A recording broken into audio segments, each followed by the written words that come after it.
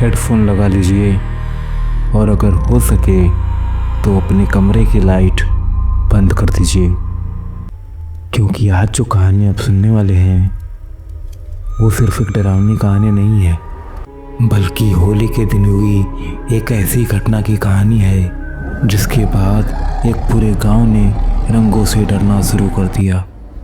भारत के एक छोटे से गांव भैरवपुर में हर साल होली से पहले एक अजीब नियम निभाया जाता था। जिस घर में नई बहू होती उसे होली से पहले मायके भेज दिया जाता, क्योंकि गांव वालों का मानना था अगर कोई नई दुल्हन होली के दिन गांव में रह गई तो वो अगली सुबह सूरज नहीं देखेगी। लेकिन अर्जुन इन सब बातों पर विश्वास नहीं करता था। उसकी शादी अभी 2 हफ्ते पहले ही काव्या से हुई थी और उसने साफ कह दिया, मेरी पत्नी कहीं नहीं जाएगी, मैं नहीं मानता इन सब धक्का-नसी बातों को।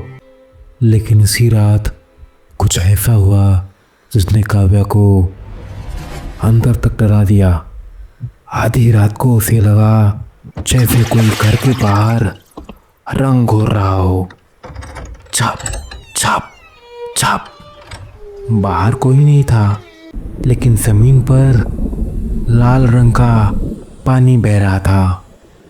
और फिर अगली रात काव्या के कानों में एक औरत की आवाज़ आई, धीरे फुसफुसाते हुए, मेरी होली अधूरी रह गई थी, अब कोई दुल्हन होली नहीं खेलेगी।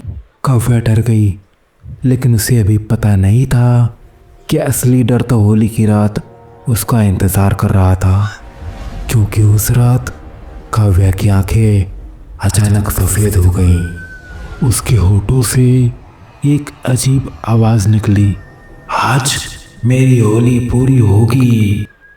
और उसी समय अर्जुन को श्राप की असली सच्चाई पता चली।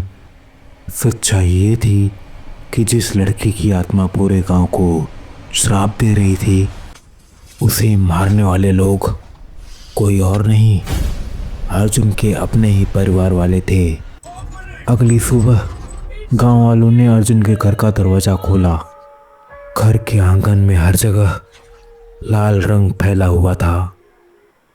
बीच में अर्जुन बेहोश पड़ा था और उसके सामने काव्या की लाश।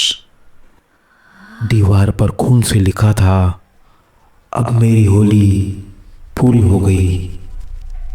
और शायद इसी वजह से भैरवपुर गांव में आज भी होली नहीं खेली जाती।